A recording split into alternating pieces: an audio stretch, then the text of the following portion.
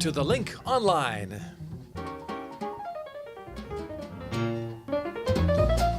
And we're back once again this week with a bunch of very interesting stories for you from and about Canada. And as you're watching us on Facebook Live or on our own RCI website live, you'll see pictures of Canada as we travel the country from coast to coast and we look at some of the wonderful scenery this country has to offer, from the mountains to the seas to the plains to the fabulous Canadian flag. And I mean, you know, last week on the French show, Pierre Dutil, who we refer to as that man of mystery, but also as Commander Dutil. He's in the control room along with good friends Benoit Durand and Pierre-Luc Blais. They're controlling things in there. Okay. And we're here with Terry Haig. Hi, Mark. And Lynn Desjardins. Hello, everyone. And myself. But what I was saying is last week we had this great flag thing. Do we have that, Pierre? Can we get that flag thing going across? Flag thing? What flag thing? You'll see this. This is great. With sound effects and everything. The Canadian flag. Talk about putting the poor technicians on the spot. Now they're supposed to find this thing in the spur of the moment? They're up. There it is. Okay, it's coming up. Oh, no. Gone. Eventually they'll have it. Subliminal. It'll ripple across them. Buy popcorn like they used to put at the movies, right? Anyway, you'll see I'm wearing my rugby shirt today, and this is in celebration of the Canadian rugby team, which unfortunately, if you know anything about sports, about following it, the Canadians didn't do very well. No, they haven't won since 2011. Why are we not talking about the guys who did win? Well, we'll get to that. But they came out winners because they stuck around after their last game was canceled. Yeah, with and Zambia. They helped clean up. Big time in Japan. Very Canadian. Very Canadian. Yeah, they said we're going to help with the damage from that cyclone. Yeah, they were really cool about it. Absolutely. Now, the winning team, of course, I'll let you talk about that. Who would That's that be? in Canadian You're the soccer sports guy. or Soccer. football. Football, as the they real call football. it in Europe. Oh, we beat the Yankees. Yes. Finally, after 34 years and 17 matchups. Really? Yeah. Is that what it was? Yeah, that's And why we won the sports guy. You should know this. CONCACAF. or whatever. CONCACAF. That was one of the two games. Of course, they're going to meet again in next month against the Americans, so we'll see how that works out. But, Right, but the really important thing is we have an election coming, Mark, so talk to us. Change indeed. the subject. Go ahead. Go ahead, change Go the subject. ahead. All right, so Please, yes, indeed, we have the federal election coming up on the 21st, which is now just like days away. That's right. And the thing is, of course, as we all know, polls are everywhere. Everybody's polling. They say, who's in the lead, who's more popular, which policy is in favor, and so on and so forth. So we're going to find out, do polls make a difference? So that's what we're going to talk about today. Lynn, what about you? I will tell you about a new study that shows bias and discrimination prevent people from who are living with obesity from getting the care that they need. And Terry? Well, Levon left us a story about fish fraud. Book 'em, Jackie. There's a good chance that the fish that you think you're buying at the fish counter Or in the in a restaurant or in that sushi joint is not the fish you're paying for. Wow. So we're going to find out a little bit more about that coming up on the link online. All right, throughout this election campaign and indeed in any provincial election, polling companies are kept extremely busy with surveys of public opinion. It could be the popularity of political leaders. It could be on which party is leading in opinion or falling back on a particular policy as well, a particular platform, and they are ongoing throughout the campaign. I mean, every day, every week of the campaign, there's new polls out saying this, that, and the other thing. The question is, of course, is what influence, if any, that these constant polls have on voters' final decisions? And that's the question I put to Peter Lowen. He's a professor of political science at the University of Toronto Munk School of Global Affairs and Public Policy. It has some. It has influence in a couple of ways. I mean, one way that a poll can have influence is that if people know what their preferences are, but they're trying to figure out how to have the most impact possible with their vote, they're trying to figure out whether to vote sincerely or strategically. In that case, the polls may provide them with important information. And for other people, they treat polls the way we would treat restaurant reviews or car reviews. They look to the judgment of other people to help them form their own preferences. There's nothing wrong with that in an election, given that it's a collective undertaking and it's a collective decision-making process. So they can be used for people to kind of figure out how to cast their vote effectively, but also some people learn about what their own preferences should be by looking at the polls. With the idea that there is some influence potentially with this, what kind of responsibility does the media have in reporting these things or even commissioning these things? Yeah, that's a really important question. So what we see often is that there'll be a poll that says it's 33-33, for example, between the top two parties. And the next day a poll will come out that says it's 34-32. And the reporting by the media will be that, why is one party put a foot wrong and how is the other one opening up a lead? When really those polls are exactly the same. There's just statistical noise there driving that difference. So I think there should be less reporting of those top lines, but there should be more digging into what voters are saying in the polls. What issues are they saying are important? What are they saying they like and dislike about the leaders? What are they saying their aspirations are? So there's a lot of information in polls that can tell us a lot about what's animating and motivating people during an election. And we do as well to talk about that as we do to talk so much about, kind of who's up and who's down. Well, Professor Lowen, to what extent can someone skew a poll result merely by the way the question is worded? Oh, it certainly matters. So there are lots of examples of how we frame a question mattering for the results that come out. That's why I think it's worthwhile, especially for media who are reporting polls, to understand how those effects happen and to make sure that they are relying on polling firms that aren't leaning on, leading questions or question frames that are driving some results over the other. What the funny thing is, though, is that elections are often about how parties frame the questions as well. So it's something that obviously we have to worry about in polling. But a lot of what we're doing right now is deciding exactly what question we're going to answer during the election. So in some ways, polls that try to get at that question about what voters are thinking about and what their ballot box question is are doing a real service to help us understand how an election is unfolding. But now, just as a note, there have been a couple of major polling I won't necessarily call them errors, but the polls have suggested one thing and then something else completely different happens. Well, I think what we have to recognize is that I don't think polls are getting worse on average than they were before, but there are a lot more polls out there now. So it's easier for there to be outliers that get reported on too much.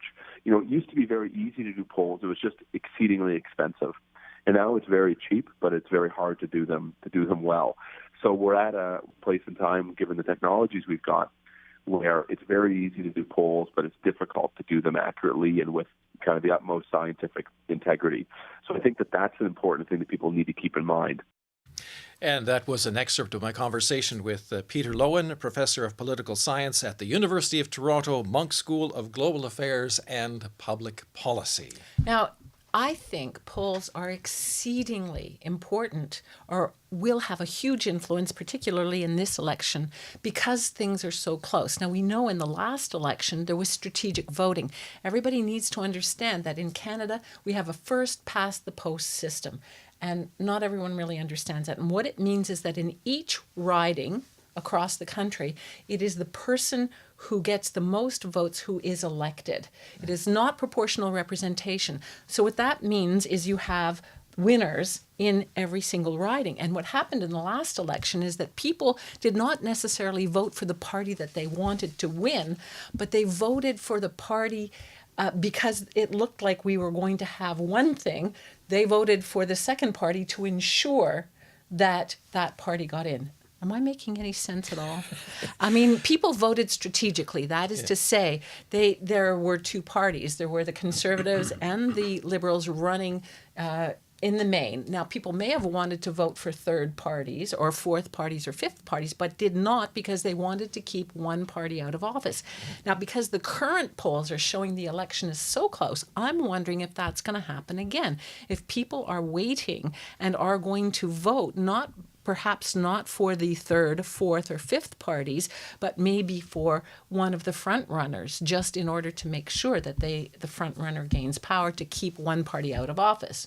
And that's the liberals and the Conservatives. There may be people who, for example, don't really want to vote for the Liberal Party, would have voted for other left-leaning parties, but will then go and vote for the Liberals just to keep the Conservatives out of office. Does that make any sense?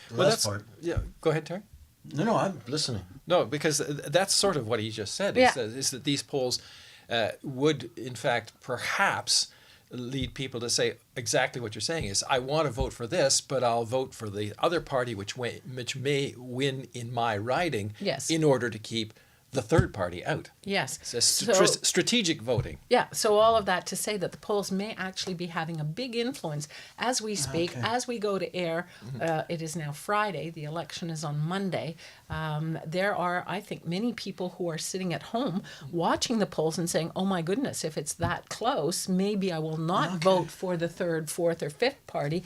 Maybe I will vote for one of the two front runners. To keep the other party out. Exactly. Kind of. Yeah, so I think the polls might really be having a big influence. And he's right. You know, if you're going to look at a poll, you want to make sure the poll is run by a neutral party. I would rather go with a poll by CBC, Radio-Canada, which is us, or another traditional medium such as the Globe and Mail or, you know, other leading news organizations. Reputable news. Reputable. Yeah.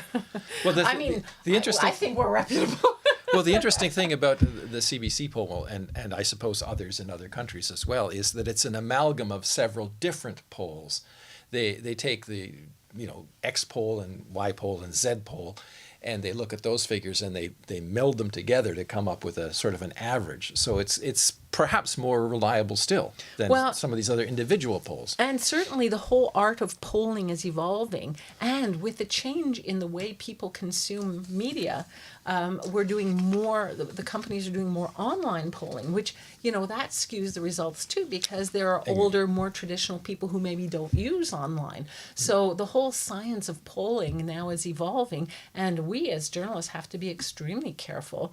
And we've received directives saying, you know, be careful which polls you use and always make sure you explain how the poll was done so that the public also understands.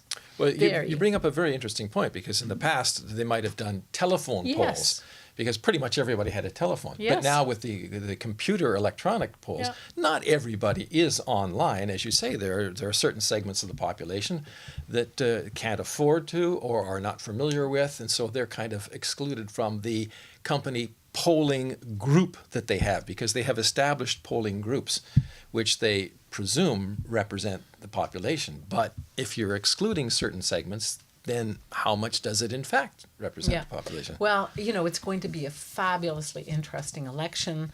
Our main network, and I think we as well, are going to be carrying this live. Carrying the results. So it's going to be extremely close. So I think it's going to be fun to watch. I suggest everyone make popcorn and watch the TV. We're coming over to your house. Yeah, okay. Well, everyone's welcome. Ahla sahla, as we say. All right, we're going to move on from elections to a health issue, and that's coming up with Lynn in just a moment. That's my story.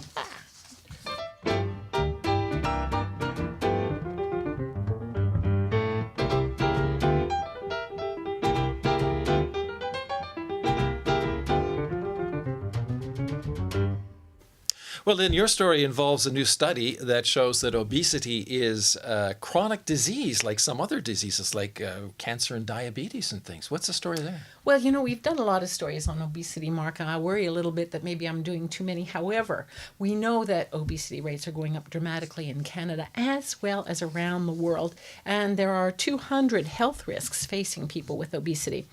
So when this study came up, I spoke with Dr. Arya Sharma. He's a specialist and scientific director for the nonprofit called Obesity Canada. Now, this group collected information from over 2,500 people, including healthcare professionals, employers, and actual people living with obesity. Working from these findings, Sharma says that weight bias and discrimination are deeply ingrained among healthcare providers and employers, and this is preventing many people from accessing the obesity care and correct care. So he thinks also people blame obesity on those who are living with the disease, including they themselves. And that, he says, is wrong. So here's a little more from Dr. Arya Sharma. Well, clearly there's a lot of need for information. So we have to educate people living with obesity that what they're living with is a chronic disease. You know, they shouldn't look at this as being their own fault. This is something that happens to people in the same way that diabetes happens to people or high blood pressure happens to people. And when it happens to people, you need to get treatment that actually works. And that's when you reach out to your healthcare professional. And you go to your doctor's office and you talk to your doctor about it, and hopefully your doctor will have the information and have the tools that are going to help you better manage your obesity, because it's not going to be cured. You're probably going to be living with a weight problem for the rest of your life, so you better learn to manage this and better learn to control it and get the treatment that's most effective. On the health professional side, we've also got a lot of work to do because, like I said earlier, most health professionals don't really think of obesity as a disease. They see that obesity affects health. They certainly look at obesity as a risk factor, but they are also caught up in this idea that if I just tell my patients to eat healthy and move more, somehow this problem is going to be solved, when in fact all of the research shows that that is not an effective treatment for obesity. On the employer side, it's again education. We have to tell employers, and employers have to see that obesity is as much a chronic disease as type 2 diabetes or having heart disease, and that simply telling people to, exercise more or putting a treadmill in the office is not going to solve the problem. These patients or people living with obesity need access to medication for obesity. They need access to bariatric surgery. They need access to cognitive behavioral therapy, and these services need to be paid for. And so employers need to make sure that when they sign up for these healthcare packages for their employees, that obesity treatment and obesity management is included in those packages. In Canada now, we have about 7 million Canadians who are living with obesity, and that includes both adults and children. So this is a huge health problem that's affecting a large part of the population, almost 20 or 25% in some parts of the country. So it is very important to understand how people living with obesity feel about having obesity, how healthcare professionals feel about managing obesity or helping their patients manage obesity. But it's also important to understand in Canada how employers think about obesity, because the employers pay for much of the health benefit plans that Canadians have. So that's Dr. Arya Sharma. He's a specialist and the scientific director for the nonprofit called Obesity Canada.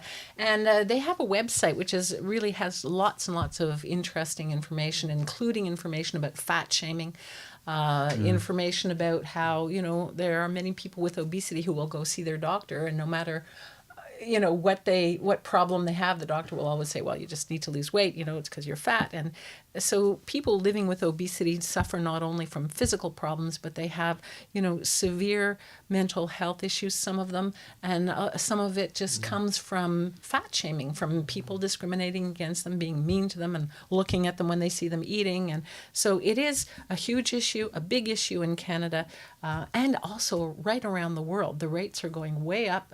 This has been flagged as a concern by the World Health Organization, as well as various, medical doctors, representative associations in Canada, the United States, and so on. So. Yeah, when you have an emotional problem, I won't call it a mental problem in that sense, but an emotional problem from fat shaming, a lot of times people will take their frustration out or their shame out and try and eat more, because that has been their solution to sort of calming this emotional trauma that they're feeling. Yes, and as Dr. Sharma says, a lot of people with obesity blame themselves when in fact there are many factors involved. There's the whole way that you process insulin resistance, there's genetics involved, there's a whole bunch of factors. Anyway, the good news is that a lot of research is being done, and hopefully the scientists will make some breakthroughs in finding out what exactly causes obesity and what are the best ways to treat it. It's the last one where people can take a holier-than-thou attitude towards somebody that they see that fat-shaming thing. Yes. But when did they discover, Lynn, that this is a chronic disease like... Well, there's a bit of controversy around that. Not everybody agrees that it should be called a chronic disease, but the Canadian Medical Association now has agreed, and so has the American Medical Association. By chronic, what they mean is that it's a long-lasting thing. In other words, there's no short-term cure. You can't give them a pill. You can't put them on a diet. You can't, it is a long life management problem, because one of the problems is you go on a diet, you lose weight, you are genetically programmed. Your body insists on putting back that weight for genetic reasons, for survival. Because in the old days we had famines, right? So you'd lose weight, and then your metabolism slows down, and then you're genetically programmed to put the weight back on. And that's why so many of these diets fail. Okay. People feel like failures. That, as you said, feeds into their self-loathing, their self-hatred. Yeah. So it's extraordinarily complex, and there really are not enough resources and enough good resources based on science to help people with obesity in Canada right now. Well, I wonder how much of this is also affected by the fast food diet Absolutely. that we live in, because Absolutely. people have so little time now left to actually prepare food from scratch. I wonder how many people even know how to do that anymore. I mean, Yes. you see these commercials, and you get a processed cookies or something, and you crack this thing open, put it in the pan, stick it in the oven, and they say you're baking. But you're not. I mean, it's all you're doing is just finishing off the final step of a processed food, as opposed to getting the flour and mixing it yourself, or making bread for that matter. I mean, these were time-consuming things that people just don't have time for anymore. So the answer is to get to the supermarket or to the fast food outlet and buy these processed foods, which everyone has said are not the best for you because they're full of high fat content, high sugar content, high salt content. Yeah. The good news is that in certain places, such as the province of Quebec, they have banned marketing to children. So there is no advertising on television to children.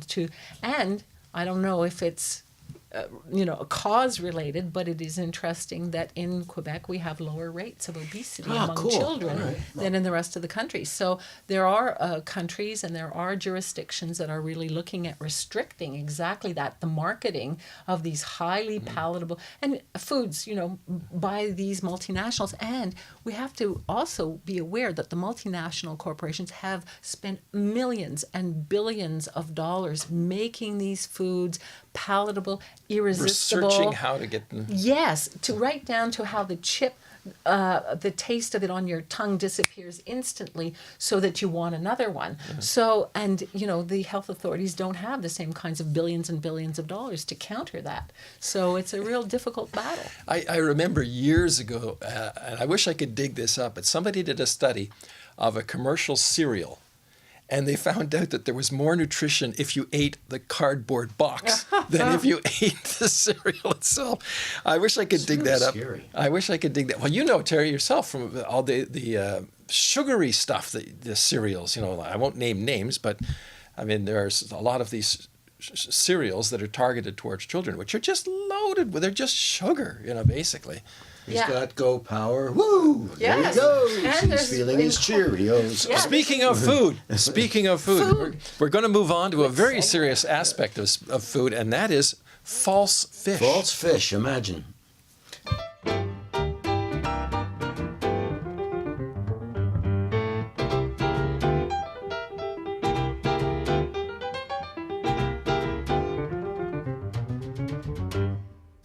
Wow, what an intro. What a Isn't it? You'd never thought there was so many notes in this. Well, it turns out, ladies and gentlemen, that a conservation group, Oceana Canada, has collected and conducted DNA testing of seafood samples from retailers across Montreal.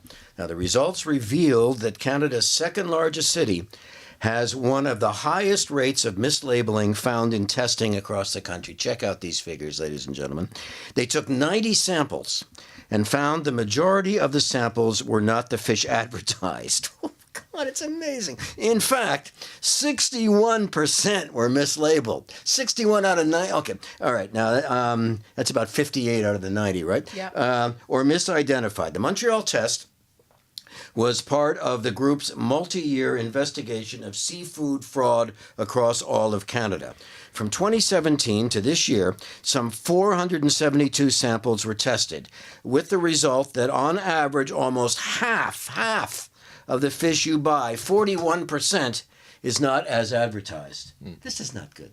That means, just to follow that up then, that means consequences, including a possible conduit for illegal fishing, but it's bad for your wallet, and it could have health implications as well, I guess so, with some samples even being species banned in it's madness, banned in some countries, okay? So Levon spoke to Josh Longren. He's the executive director of Oceana Canada.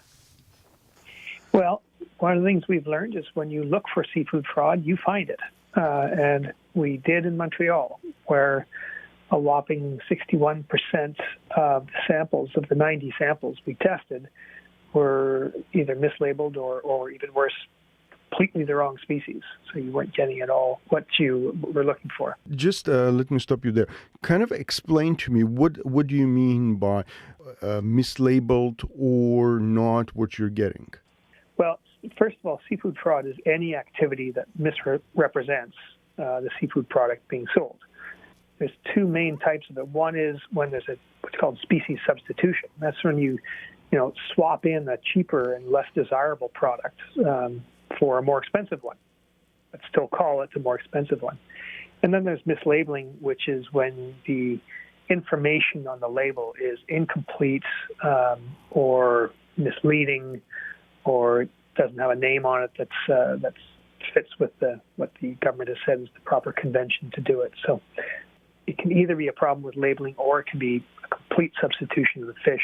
But either way, it means you're usually paying more than you ought to for the product, and can be a way to mask illegal fish entering the market and can introduce health concerns. When you go to a sushi restaurant and get white tuna or butterfish, very often what you're getting is actually a fish called escolar, which is charmingly nicknamed the laxative of the sea, which is probably all I need to say, and is banned for sale in some other countries. Yellowtail, one of my favorites, is often actually Japanese amberjack, a much cheaper fish that contains a natural toxin known as ciguatera, which can cause long-term neurological symptoms. If you're an expectant mother, for example, or anyone trying to avoid fish with a high mercury content, you might inadvertently be getting a fish with higher than average mercury content. So there's many ways that, or if you have allergies and you're avoiding fish with a severe allergy, you might be getting a product that may trigger your allergy. So for lots of health reasons, it can be problematic if you don't know what it is you're eating. But also, it's as I said earlier, it's the way illegal fish enters the market. Now we know from some recent studies that some of the illegal fishing that happens. So for your wallet, for your health, and for our oceans, it's a very bad practice. That was an edited version of Levon Savant's interview with Josh Logren, Executive Director of Oceana Canada. Hey, where's the government? Well, it's pretty scary because I remember years ago, I did a story on this exact same stuff. You've done stories on this as well. The University of Guelph years ago did the test and found out the same thing. They took samples from commercial outlets and so on, and they said, that's not the fish that you're paying for. And as he said in the interview, a lot of times these are substitutes. So you think you're paying for a high-priced fish, and you're paying the price, but you're getting a lower quality fish or a lower species. I'm worried about the health. Well, the health issue is certainly another problem. I mean, if you're getting fish that could actually have toxins in it that are banned in other countries, it's pretty scary. But where's the government? Well, that's exactly it. We've been doing these stories for years, and we haven't really had any result. I mean, why are we still doing these stories? Yeah, because like I said, the University of Guelph study that it was like probably 5, 6, 7 years ago at least.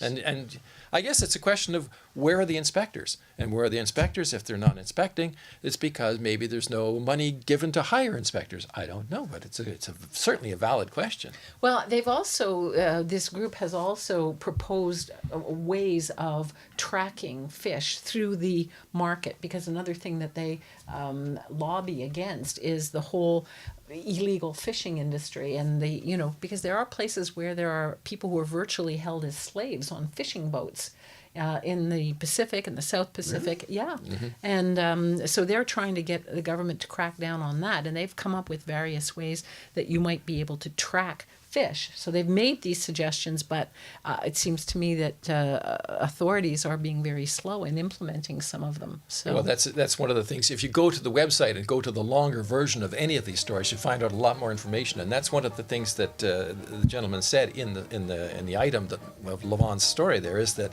there is this aspect of almost slave labor or even slave labor, I guess, on some of these illegal fishing boats. Yeah. And let's hear it for mankind, eh? Are we doing the job? Hey, are we doing the job? Well, anyway, that's all the time we have for the show for today. And if you have any thoughts on this, drop us a line via email to the RCI net. Jeez. And For my colleague Terry Haig and Lynn Desjardins, and in the control room, Benoit Durand, Pierre-Luc Blais, and our 2IC, Commander Dutil. Actually, I should do it this way. That's all the time we have for the show for today. Take care until next week. Don't forget to write us, drop into the website, and drop in also and pick up the app. You can get the free app on our website as well. So We'll check take that you out. for some seafood. Oh, jeez. Bye.